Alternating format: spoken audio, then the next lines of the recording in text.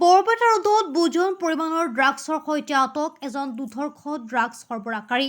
এইবাৰ আৰক্ষীয়ে খেদি আটক কৰিলে এজন সৰবৰাহকাৰীক। নিষিদ্ধ ড্ৰাগছৰ বিৰুদ্ধে বৰপেটা ৰোড আৰক্ষীৰ ধাৰাবাহিক অভিযান। আজি বৰপেটা ৰোড আৰক্ষী থানাৰ ভাৰপ্ৰাপ্ত আৰক্ষী বিষয়া শ্যামল জ্যোতি শইকীয়াৰ নেতৃত্বত এটি আৰক্ষী দলে এক গোপন সূত্ৰৰ পম খেদি বুজন পৰিমাণৰ ড্ৰাগছৰ সৈতে ছানিদুল ইছলাম নামৰ এজন যুৱকক আটক কৰিবলৈ সক্ষম হৈছে। আৰক্ষী অহাৰ উমান পাই সৰবৰাহকাৰীজন নিজৰ চাৰিচকীয়া বাহন লৈ পলায়ন কৰিবলৈ চেষ্টা কৰিছিল যদিও আৰক্ষীয়ে খেদি আটক কৰে তেখেতক। ধৃত ড্ৰাগছ সৰবৰাহকাৰী বৰপেটা ৰোডৰ সাতভনীৰ টোপ নিবাসী ৰিয়াজ উদ্দিনৰ পুত্ৰ ছানিদুল ইছলাম। স্থানীয় ৰাজ্যে জনোৱা অনুসৰি ধৃত ছানিদুল ইছলামে দীৰ্ঘদিন ধৰিয়ে নিজ বাসগৃহৰ পৰা চলাই আহিছিল ৰমৰমীয়া ড্ৰাগছৰ বেহা।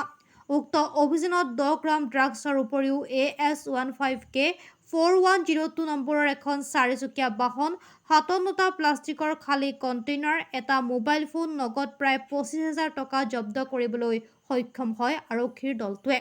সম্প্ৰতি বৰপেটা ৰোড আৰক্ষীয়ে ধৃত ড্ৰাগছ সৰবৰাহকাৰী ছানিদুলক অধিক তথ্যৰ বাবে মাৰাথন জেৰা অব্যাহত ৰাখিছে।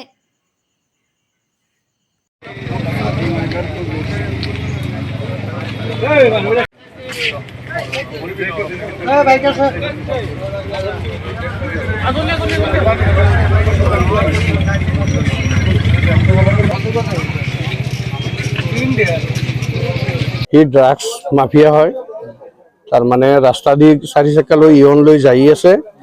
আৰক্ষীয়ে তাক ধৰছে, ধৰাৰ পিছত মাল পাইছে গাড়ীত পোৱাৰ পিছত তাৰপিছত ঘৰত ইনকোয়াৰি কৰছে। ইনকোয়াৰি কৰাৰ পিছত তাক 30টা কন্টেইনাৰ পাইছে ঘৰত আৰু অলপমান পইচা পাইছে। হ্যাঁ, আমাৰ বৰপেটাৰ আৰক্ষীক আমি ধন্যবাদ দিছো। তাৰ মানে এইটো সাতভনীটো হয়, ল'ৰাটো ছানিদুল ইছলাম আৰু আপোনাৰ দেউতাৰ নাম ৰিয়াজ উদ্দিন। তাতে মাল পাইছে, কন্টিনিউ গাড়ী সহকাৰে মানুহ সহকাৰে পাইছে। ছানিদুল ইছলামক এৰেষ্ট কৰিছে। 57 ইয়াতে 57টো পাইছে কন্টিনিউ।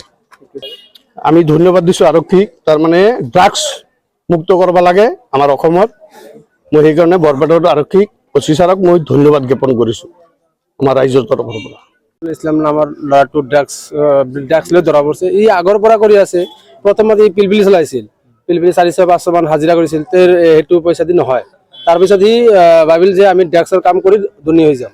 সেই তাৰপিছত এক মাহ যোৱা নাই সি গাড়ী লৈছে এটা।